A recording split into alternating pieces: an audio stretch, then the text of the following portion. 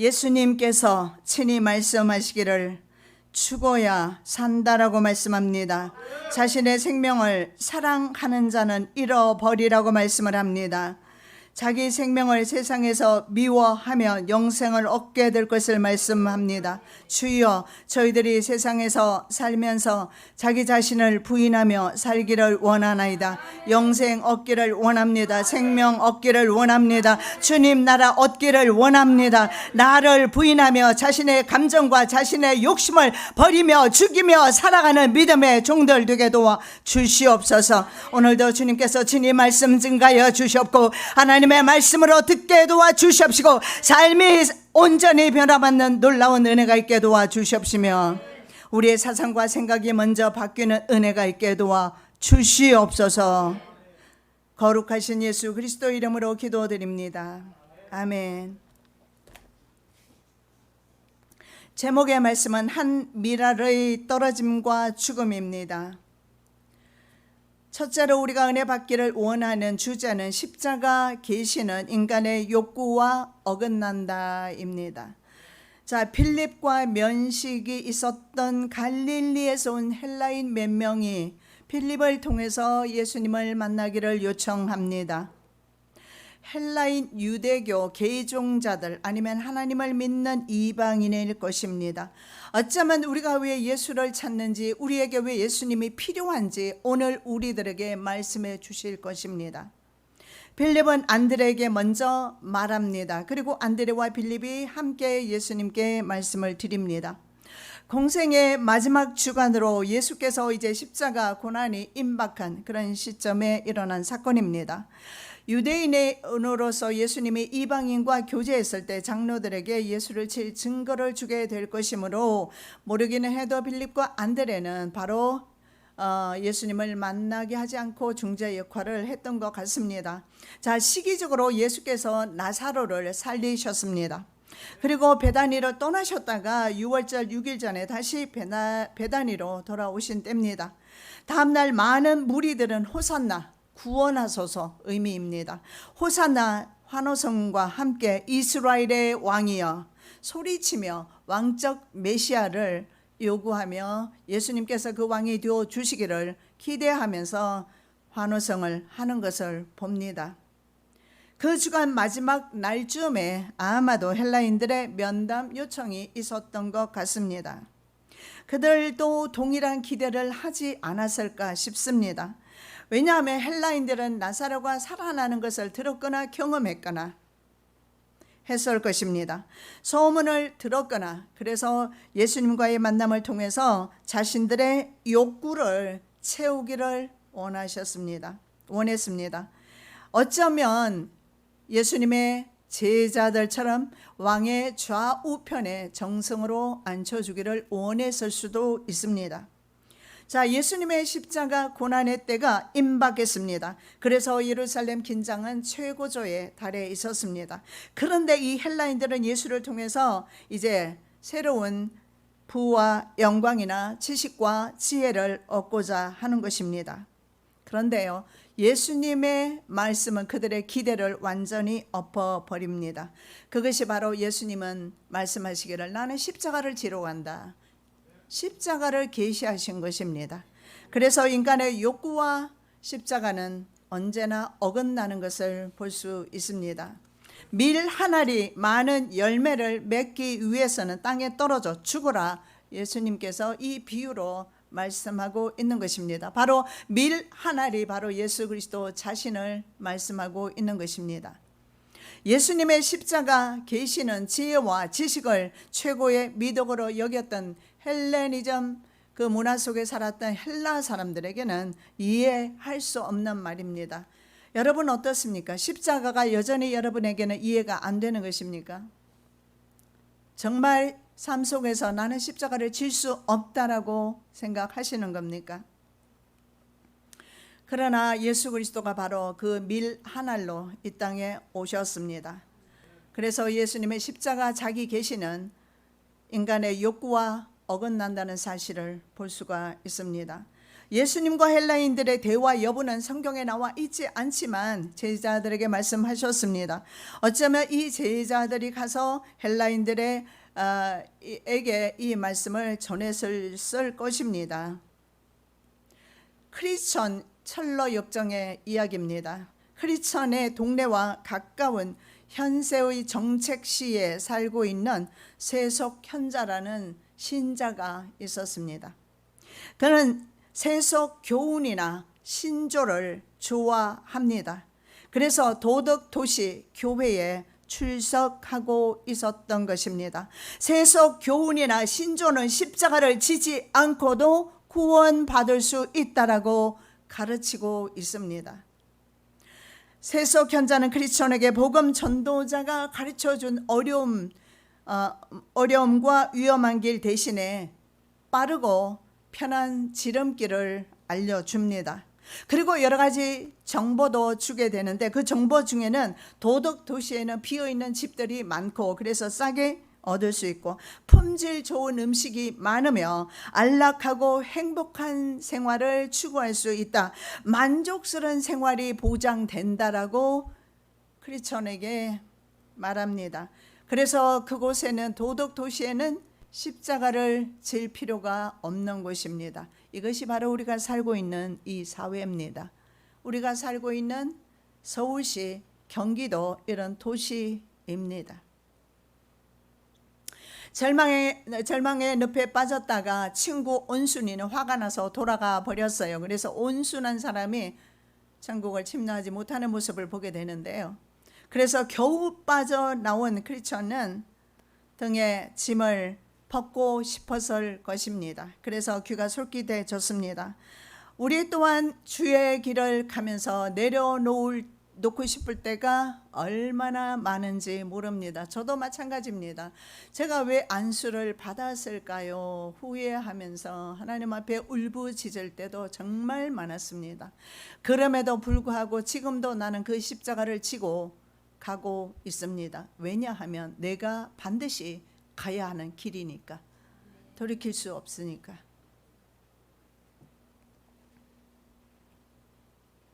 그래서 그리스도인 그 크리스천도 바로 가던 길을 바꾸었습니다. 현세의 정책시로 그 걸음을 옮겼습니다. 그런데 그 길을 가고 있는데 말입니다. 멀리서 커다란 바위가 깔려있는 언덕 위에 불길이 치솟는 모습을 보게 됩니다. 그는 너무 두렵죠. 이런 불길을 보면서 두려운 마음이 들었는데 이스라엘 백성도 이런 것을 경험한 적이 있습니다. 불 가운데 강림하신 여호와 하나님을 경험했습니다. 산 위에는 우레와 번개 그리고 빽빽한 구름 가운데 나팔 소리가 심히 커서 진중에는 모든 백성이 다 떨 정도로 두려움이 임했습니다. 모세와 백성들은 시내산의 연기가 자욱하고 여호와께서 불 가운데 강림하신 것을 보게 됩니다. 연기는 옹기점같이 올라가고 온 산이 크게 진동하는 것을 출애굽기 19장의 말씀에 보면 묘사하고 있습니다. 이스라엘 백성은 불 가운데 계시는 하나님을 경험하고서도 자기 욕심을 따라 가면서 광야에서 죽게 됩니다. 자신의 선택입니다. 어쩌면 우리가 걸어가는 길이기도 합니다. 자, 이 그리스도인은요 땀을 흘리며 무서워서 떨기 시작했습니다. 히브리서 12장 21절입니다. 그 보이는 바가 이렇듯이 무섭기로 모세도 이르되 내가 심히 두렵고 떨린다 하였으니, 이것을 보면서 이 하나님의 불을 보면서 소돔과 고모라의 불을 내리셨던 그 하나님, 지옥불을 만들어주신 그 하나님, 그 하나님의 불을 보면서 두렵고 떨리지 않는다면 아마도 유기된 자가 아닐까요? 그래서 이대로 가다가는 내가 불에 타 죽을 것 같습니다. 갈 수가 없어요. 길을 멈춥니다. 그래서 성경에 의인은 믿음으로 살라라고 말씀합니다. 오직 나의 의인은 믿음으로 말미암아 살리라. 또한 뒤로 물러가면 내 마음이 저를 기뻐하지 아니하리라 하셨느니라. 하나님께서 가장 기뻐하지 않는 것은 뒤로 물러나는 것입니다. 그리고 그리스도인처럼 곁길 초장으로 빠지는 것입니다. 주님께서 기뻐하지 않으신다. 우리 그리스도인은 그저 천성을 향해서 걸어갈 뿐입니다. 괴롭거나 즐겁거나 슬프거나 어떠한 형편과 처지에 있든지 간에 가던 길을 우리는 멈추지 않고 걸어가야 될 것입니다. 때로는 쉬고 싶을 때 있을 것입니다. 앉고 싶을 때 있을 것입니다. 잠깐입니다. 다시 일어나서 길을 가야 합니다. 왜냐하면 그 길 끝에 예수님이 기다리고 계시고 그 길 끝에 영생의 나라가 있기 때문입니다. 다시 이제 그리스도인에게 나타난 전도자는 다시 요청합니다. 좁은 길로 가라. 십자가 지라 하면 교인 다 떨어집니다. 더더욱 교회는 십자가 지라는 말 더 이상 하지 않습니다. 오늘날의 대부분이 바로 이 도덕도시 교회와 비슷합니다. 그래서 십자가를 설교하지 않습니다. 예수님이 빠집니다. 지옥에 대해서 묘사하지 않습니다. 왜냐하면 이런 말 듣기 싫어하니까. 교인 떨어질까 봐 부담이 많을 것입니다. 그러나 사복음서 모두 한번 보십시오. 자기 부모와 처자와 형제, 자매, 심지어는 자기 목숨까지 미워하지 않으면 예수의 제자가 될 수 없다라고 말씀하고 있습니다. 우리에게는 나름대로 각자 모양이 다른 십자가 있습니다. 그 십자가 지지 않겠다고 하면 할수록 나는 더욱더 그 10년으로, 어둠의 10년으로 빠져들어간다는 사실을 믿으시기 바랍니다. 두 번째, 한 밀알의 떨어짐과 죽음의 결과는 생명입니다. 참 이상한 논리지요. 죽어야 생명이 있다고 그래요. 예수께서 대답하여 가라사대 인자의 영광을 얻을 때가 왔도다. 십자가를 지는 것인데 영광입니까? 예, 영광입니다. 예수님의 죽음은 영광입니까? 예, 영광입니다. 우리도 죽어야 영광입니다. 살아서 움직이면 하나님께 영광이 되지 못한다는 사실을 말씀하고 있는 것입니다. 인자가 영광을 얻을 때가 왔다. 주님의 말씀 속에서 헬라인들과 제자들 모두 예수 그리스도께 어떤 영광을 기대하고 있었음을 알 수가 있어요. 그들이 영광 보기를 원했을 겁니다. 왜냐하면 예수님을 왕을 삼으려 했으니까요. 정치적인 왕을 삼으려 했습니다. 그래서 그들에게서 그들의 욕구가 무엇인지 예수님은 알고 인자가 영광 받을 때가 되었다라고 말씀을 합니다마는 그들이 생각하는 영광과는 다릅니다. 영광 얻기 전에 먼저 십자가의 길을 걸어라. 찬송가 가사도 있습니다. 그러나 대부분의 사람은 십자가는 일단 뺍니다. 그리고 영광을 얻기를 원하며 부귀 영달을 원하며 세상에서 번영하기를 원하는 것입니다. 우리는 자신의 내면에 속지 마시고 자신의 내면에 깊숙이 숨어있는 탐욕에 속지 마시고 우리의 욕심은 깊숙이 숨어 있어서 나를 속입니다. 우리의 기도와 우리의 예배와 우리의 걸어가는 이 길은 십자가의 길입니다. 어쩌면 내가 생각하는 것과는 많이 다를 수가 있습니다.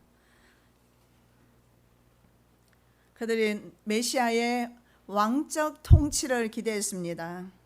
왜냐하면 유대인들은 특히 말입니다. 바벨론에 포로된 이후부터 시작해서 바로 예수님 그 시대까지는 그 시대에도 마찬가지로 로마의 그런 속국이었습니다만은 한 번도 국가로서 회복한 적이 없습니다.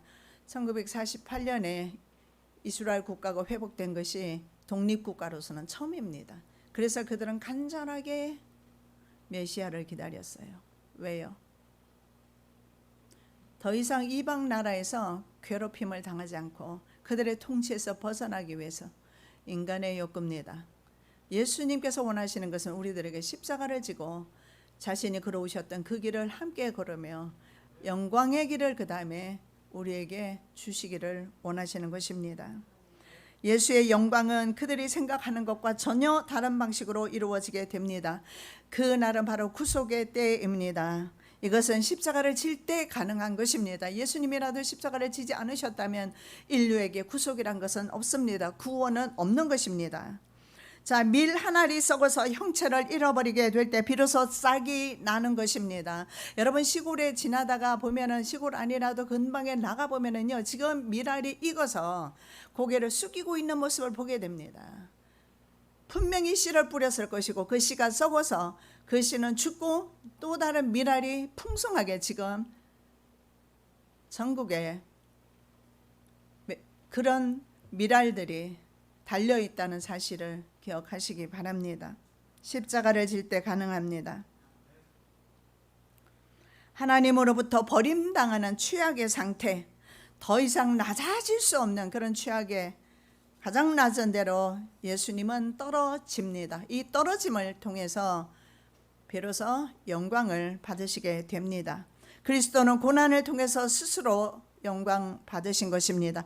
그래서 이 영광은 하나님께도 영광이 되었습니다. 하나님께 영광 돌리는 사건이었습니다. 하늘에서 소리가 나서 가로되 내가 이미 영광스럽게 하였고 또다시 영광스럽게 하리라 하신대. 인간은 하나님 앞에 순종하지 아니합니다. 불순종합니다. 그래서 하나님께 영광 돌리지 못합니다. 인간은 전적으로 악합니다. 선하지 못합니다. 그래서 영광 돌리지 못합니다. 그러나 아들 예수께서는 죽으심으로, 십자가에 달리심으로, 순종하심으로 하나님께 영광이 된 것입니다. 그리스도인들은 순종하는 것입니다. 자신의 감정 정말 중요하지 않아요. 자신의 기분도 정말 중요하지 않습니다. 신앙생활할 때 가장 걸림돌이 자신의 감정과 자신의 생각입니다. 예수님도 생각이 있으셨어요. 예수님도 고민이 있으셨어요. 할 수 있으면 이 잔이 지나가기를 원합니다. 눈물도 있으셨어요. 고통도 있으셨습니다. 그럼에도 불구하고 하나님께 순종하심으로 영광이 되었단 말입니다. 크리스천처럼 우리도 등에 십자가 무게로 힘들고 고통스러운 때가 많습니다. 그러나 우리에게 주신 십자가를 등에 지는 것이 하나님께 영광이 됩니다. 십자가 없는 구원이 없습니다. 십자가 없는 영생 없습니다. 십자가는 우리에게 생명입니다. 24절입니다. 내가 진실로 진실로 너희에게 이르노니 하나의 밀이 땅에 떨어져 죽지 않으면 하늘 그대로 있고 죽으면 많은 열매를 맺느니라. 우리의 선택이 기다립니다. 내가 죽을 것인가 그대로 있을 것인가. 여러분 그대로 있다라고 했을 때 그대로 있으면 좋지만 그대로 있지는 않아요. 썩습니다. 그대로 있는 것이 아니라 우리가 신앙의 발달을 이루지 못하고 신앙의 성장을 이루지 못하면 마귀의 밥이 됩니다. 마귀의 조롱거리가 되고 마귀의 하수인이 되는 것입니다. 그대로 있지는 않아요. 자신이 썩어질 때, 자신을 낮출 때, 자신을 죽고 없어질 때 비로소 열매가 있습니다. 이 땅에 떨어지면 예수님의 성육신 사건을 가리킵니다. 그리고 죽음은, 밀알이 죽는다는 것은 바로 십자가 죽음을 의미합니다. 이 한 밀알의 생명 순환은요, 바로 하나님 왕국 법칙과 같습니다. 예수님이 죽으셨기 때문에 많은 인류가, 예수를 믿는 인류가 살아나는 것처럼요, 내가 죽을 때 내 가정이 회복됩니다. 내가 죽을 때 내 자녀가, 내 남편과 내 아내가 비로소 회복이 됩니다. 그러나 우리는 언제나 네가 죽으라고 말합니다. 네가 잘못했다라고 말합니다.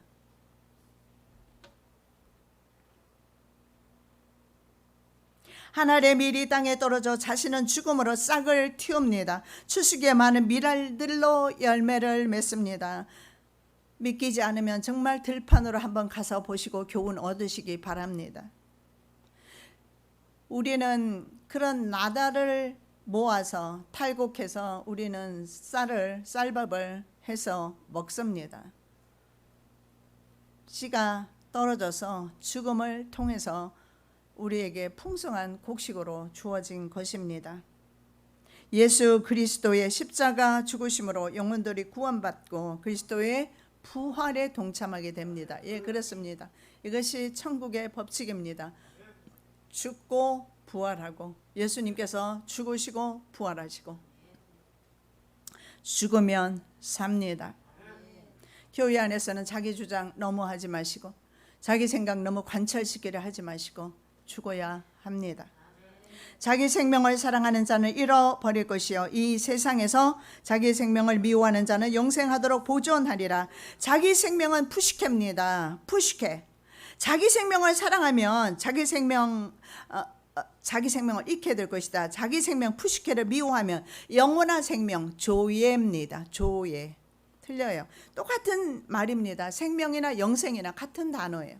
같은 단어지만 자기 육체를 가리키는 푸시케를 사랑하면 영생, 조회를 잃게 될 것이다. 그러나 이 푸시케를 버리면 조회, 영생을 얻을 것이다.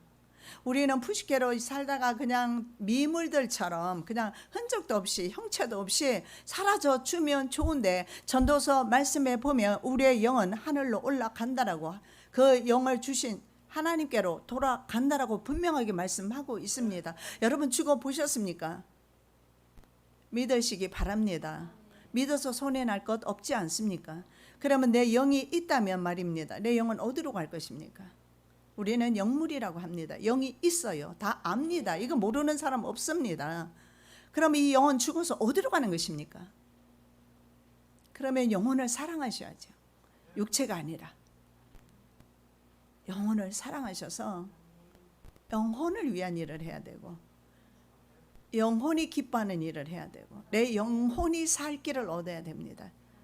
그것이 바로 조예입니다. 하나님의 뜻과는 관계없는 인간의 본능적인 욕구를 따라 추구되는 모든 육신적인 그런 욕망이나 소망을 푸시케라 합니다. 이건 하나님의 뜻과는 상관이 없어요. 아브라함이 푸시케 자신의 욕망을 따라서 욕심을 따라서 이스마엘을 낳은 것처럼 조회는 영원한 생명 하나님의 생명을 가리킵니다. 영생과 육체는 언제나 반대로 길을 걷습니다. 함께 갈 수가 없어요. 서로 상반되는 욕구를 가지기 때문입니다. 육체는 영생을 싫어하고 영생은 육체의 욕구를 거절합니다. 그래서 사도 바울은 우리의 육체를 몽둥이로 쳐서 복종시키라고 말합니다. 도덕교시 오늘날의 교인들은 양다리 걸친 신앙인입니다. 오늘 우리 교인 가운데서도 양다리 걸친 신앙인 없기를 예수님의 이름으로 축복합니다. 경건의 모양만 있을 뿐이고 전혀 경건의 능력이 나타나지 않아요. 그의 모습 속에 하나님의 모습이 없어요. 하나님의 얼굴이 보이지 않습니다. 하나님의 모습이 없는 것이죠. 십자가 없는 자기 만족, 자기 도취 신앙인입니다. 그건 자기 신앙이고 자기 우상입니다. 하나님 나라와 관계없습니다. 조예와 관계없고 하나님과도 관계없습니다. 자기식대로 믿는 사람들 말입니다. 그래서 우리는 자기식대로 믿지 않으려고 맨날 하나님의 말씀에 비추어서 나를 쳐서 복종시킬 때 때로는 힘들기도 하고 아프기도 하고 어렵기도 하고 눈물 나기도 하고 그래도 가야지 어떡합니까? 영생의 길이 있는데 하나님은 생명이십니다. 태초에 말씀이 하나님과 함께 계셨고 그 말씀이 육신이 되어 우리 가운데 오셨다라고 요한 사도는 말씀합니다. 모든 만물은 이 말씀으로 말미암아 지은 바 되었습니다. 그 안에 생명이 있었으니 이 생명은 사람들의 빛이라. 예, 바로 예수 생명입니다. 예수 생명이신 예수께서 이 땅에 오심으로 많은 사람을 구원으로 인도하신 것처럼 우리 안에 예수 생명이 있다면 우리는 또 다른 사람에게 빛을 비추게 될 것입니다. 성도가 하나님의 자녀가 될 수 있는 것은 그들 안에 예수 생명이 있기 때문이란 것입니다. 예수 안에 사람들의 빛인 생명, 조예가 있습니다. 예, 생명은 바로 영생이랑 용어가 같은 의미입니다. 시편 36편 9절에 보면 생명의 원천이 주님께 있다라고 말씀합니다. 주의 광명 중에 우리가 광명을 본다 이렇게 말씀하고 있습니다. 빛과 생명의 원천은 주님이십니다. 그 예수 생명 말씀이 이 땅에 오셔서 저희들을 구원하셨고 오늘 이 시간에도 말씀이 말씀하고 계시는 겁니다. 단지 인간의 입을 통해서 나가는 것 뿐입니다. 말씀 그 자체가 이 시간에 제 입을 통해서 나가고 있는 것입니다. 홈리와 비나스는 행실이 나빠서 여호와를 알지 못했습니다. No respect. 하나님을 리스펙트하는 법이 없습니다. 여호와의 생명이 없었기 때문입니다. 하나님의 제사를 자기 것으로 취합니다. 그래서 생명을 잃었습니다. 하나님보다 자기 자신의 쾌락을 사랑했기 때문입니다. 자신을 하나님보다 더 귀하게 생각했기 때문입니다. 여러분, 육체를 신뢰하고 육체를 사랑하면 주의 생명을 잃어버립니다. 어차피 우리 육체는 우리의 부모님을 보시면 알겠지만 지금 무덤 속에서 흙이 되어버렸습니다. 그런데도 우리는 우리의 육체를 너무 과신합니다.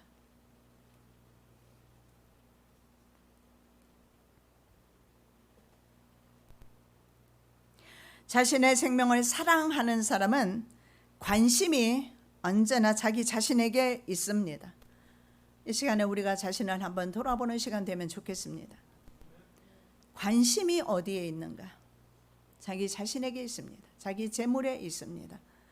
항상 자기 환경에만 관심이 있습니다. 예수님께 있는 것이 아니라 하나님 나라에 있는 것이 아니라 천국을 바라보면서, 여러분, 우리가 걸어가면서 한 번씩 하늘을 쳐다보시는 겁니까?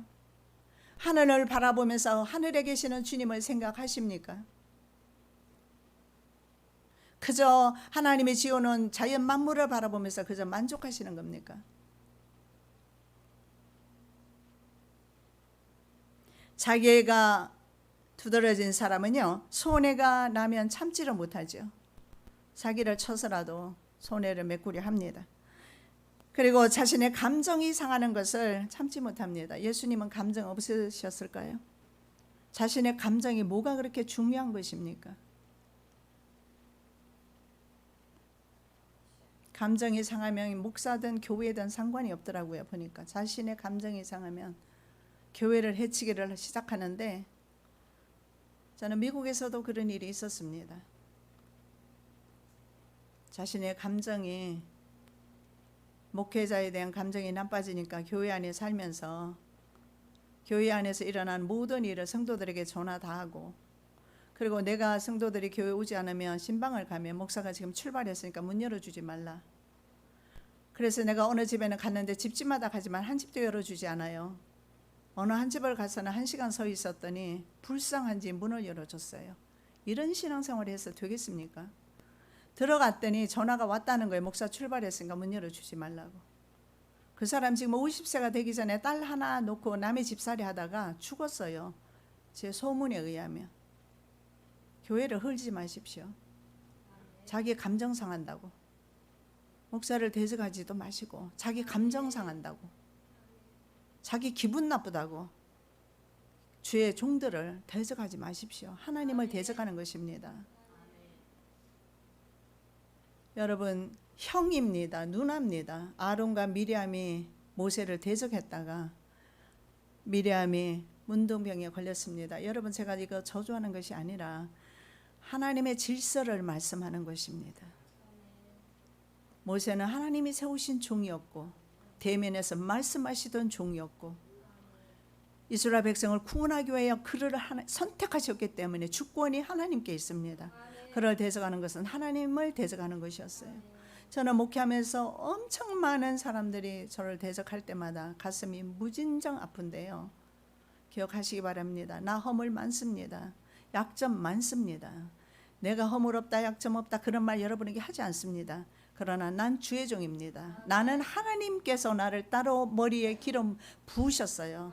저는 사람이 안수받기 전에 하나님께서 손이 내려와서 저를 직접 안수하시고, 젊었을 때의 일입니다. 30세 때 벌써 하나님이 저를 안수하시고 너를 안수권자로 쓴다고 하셨고, 결국은 미국에서 제가 목사 안수 받았습니다. 나의 약점과 허물을 보기 전에 나를 하나님의 종으로 세우신 하나님의 권위를 인정하셔야죠. 그런데 자신의 감정이 상하면 아무것도 눈에 보이지 않아요. 감정이 그렇게 소중합니까? 예수님은 그 감정, 예수님은 그 고통, 그 아픔 다 버리고 십자가를 지셨는데 말이죠. 우리는 어쩌면 적은 돈을 빚지고 100데나리온 빚진 사람을 용서하지 못하는 사람과도 같습니다. 1만 달란트 빚을 탕감받고도 100데나리온을 용서하지 못하고 탕감해 주지 못하는 그런 옹졸한 사람 말입니다. 그와 동일합니다.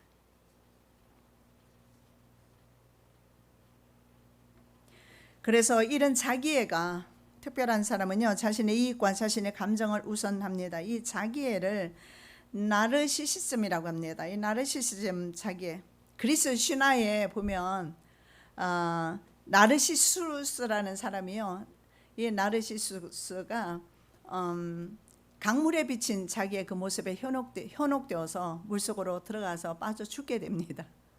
자기애로 인해서 자기 자신을 죽이는 꼴입니다.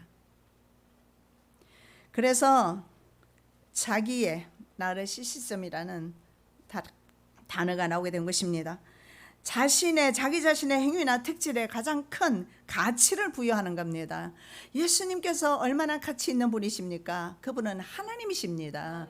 가치를 따진다면 말입니다. 그런데 하나님께서는 그 가치를 다 버리시고 정말 자기 자신을 비하시키기를 최저로 낮아질 만큼 인간들에게 뺨을 맞고 침뱉음을 당하고 못박음을 당하고 그런 고통 속에서도 예수님은 바로 자기 사랑을 하지 않으시고 버리셨어요. 오늘날 현대인의 가장 큰 문제점은 저도 마찬가지겠지만 자기 사랑입니다. 벗어나시기 바랍니다. 사울도 자기애가 강한 사람이었어요. 스스로 전성 기념비를 세웠습니다. 블레셋 군대와 한 달 이상 대치 상태에서 다윗이 골리앗을 죽입니다. 그래서 전쟁을 승리로 이끌지요. 이스라엘 처녀들이 노래합니다. 다윗의 죽인 자가 만만이고 사울의 죽인 자는 천천이다. 이것은 이 천천이라 숫자가 일평생 그를 따라 붙습니다. 자존심이 상한 거예요. 여러분, 자존심 세우려고 하지 마시고 그리스도인이라는 자존감을 확립하시기 바랍니다. 골짜기 팠다가 교만했다가 별짓 다 하면서 이거 자존감 있는 사람입니까? 하나님의 자녀는요, 어디에 가도 당당해야 되는 것입니다. 저는 종종 말했지만 미국 갔을 때 미국에서 정말 사람들이 잘생기고 키도 크고 거기에서 내 자존감이 낮아지더라고요. 그럼에도 불구하고 나는 언제나 그리스도인이고 나는 하나님의 종이란 그 자존감을 무너뜨리지 않았고 지금도 그것은 있습니다. 자존심은 버리십시오. 그 쓸데없는 것입니다. 하나님의 자녀라는 정체성 확립하셔야 합니다. 이 하나님의 자녀라는 정체성이 확립되었을 때 자기 욕심 따라 살아가지 않고 자기 골짜기 파지 않고 교만하지 않게 됩니다. 하나님의 자녀 말입니다. 아니면 자기가 하나님이 됩니다. 하나님의 자리에 앉아요. 예수님은 낮고 천한 자리로 친히 가셨습니다. 예수님은 근본적으로 하나님과 같은 본체입니다. 그런데 하나님과 동등됨을 취하지 않으셨습니다. 자기를 비워서 종의 모양으로 오셨습니다. 사람의 모양으로 오셔서 죽기까지 복종했다. 빌립보서에서 말씀하고 있습니다. 마지막 때 사람들은 자기와 돈을 사랑합니다. 잘 들어보시기 바랍니다. 내가 무엇을 좋아하고 있는지. 자기와 돈을 사랑합니다. 자기를 사랑하니까 돈도 사랑하는 것입니다. 자기와 돈을 사랑하는 것이 오늘날의 특징입니다. 가장 큰 특징입니다. 그리고 자랑과 교만, 허세가 말도 못하게 했습니다. 비방합니다. 그리고 부모를 거역합니다. 감사하지 않고 거룩함이 없습니다. 무정하고 원통함을 풀지 않고 모함하며 절제하지 못하고 사납고 선한 것을 좋아하지 않습니다. 배신합니다. 조급합니다.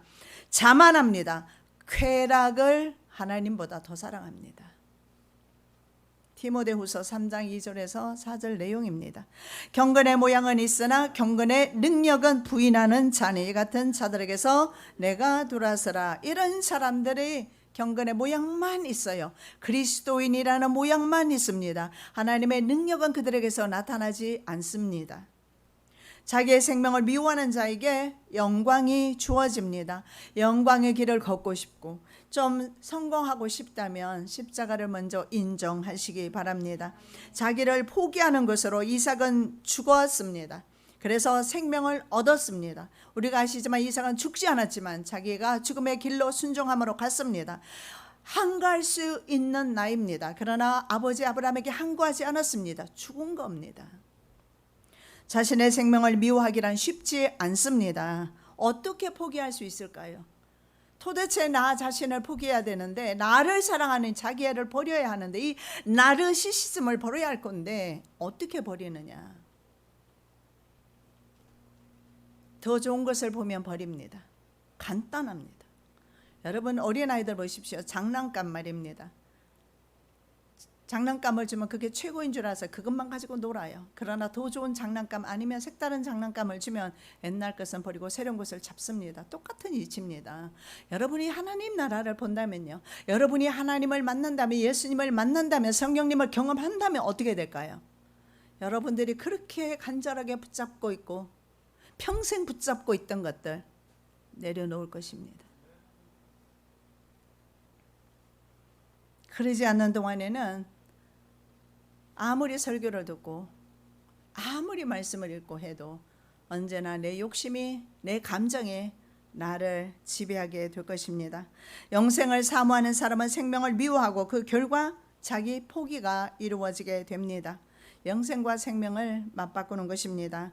영생은 예수 믿을 때 이루어집니다. 아들을 믿는 자는 영생이 있고 아들을 순종치 아니하는 자는 영생을 보지 못하고 도리어 하나님의 진노가 그 위에 머물러 있느니라. 예수 믿을 때 영생은 주어지는 것입니다. 지금 내가 교회에 있으니까 나는 예수 믿습니다. 그럴 수도 있습니다. 그러나 영생을 경험하셔야 합니다. 내 안에 영원한 생명을 내가 가져야 합니다. 잉태하는 것과 같습니다. 어머니가 남편과 자게 되면, 아내가 남편과 자게 되면 생명이 잉태됩니다. 생명이 잉태되는 것은 절대 부인할 수 없는 그건 사건이죠. 바로 우리가 예수를 만나는 것은 그와 동일합니다. 내 안에 예수를 모시게 될 때에 더 이상 나는 세상에서 피곤하지 않고 내 욕심과 내 감정 따라 살지 않을 것입니다. 내 안에 아무것도 없어요. 그냥 육체밖에 없어요. 그냥 세상밖에 없어요. 그러니까 입마다 나오는 것마다, 생각하는 것마다 전부 자기 감정, 자기 생각, 자기 욕심, 자기 더러운 것이 다 나오는 것입니다. 그 입을 통해서. 입이 무슨 죄입니까? 성경에는 입을 닫으라고 그럽니다. 성경은 입에 파수꾼을 세우라고 합니다. 입이 죄입니까? 마음에 있는 것이 나오지. 입은 어떻게 보면 죄가 없죠. 다 마음에 있는 더러운 것들이 나오는 것입니다. 아들을 믿는 자는 영생이 있고 했습니다. 순종치 아니하는 자는 영생을 보지 못하고 하나님의 진노가 머무른다라고 말씀합니다. 씨가 죽어야 싹이 틉니다. 그의 생명은 구원을 얻습니다. 한 밀알의 떨어짐과 죽음은 온 인류에게 생명을 주었습니다. 떨어짐과 죽음은 예수 그리스도를 믿는 사람, 그리스도인들에게도 적용이 됩니다. 우리도 동일하게 떨어지고 죽고 부활하게 되는 것입니다. 우리가 예수를 경험하면 바로 나 한 사람의 떨어짐과 죽음으로 내 가족이 살아나고 내 이웃이, 내 민족에게 생명을 주게 됩니다.